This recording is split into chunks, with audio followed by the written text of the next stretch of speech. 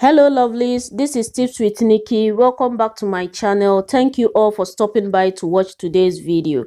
Today I'm going to show you how I came up with this simple and beautiful hairstyle for girls. For the sake of my new subscribers, I do many things here on my channel. I do cooking, I do hairstyles, I do DIY, also makeups and many more, including reaction videos. So please check out my playlist if you are interested. With that being said, let's get straight into the video.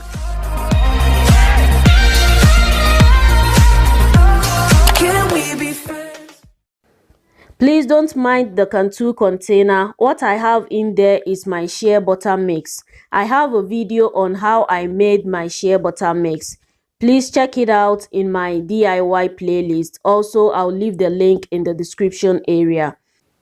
Her hair is of two texture. She have the new growth, which is the natural hair at the bottom, and also the straight hair at the top, which is the relaxed hair. So she's on a natural hair journey. She's transitioning at the moment.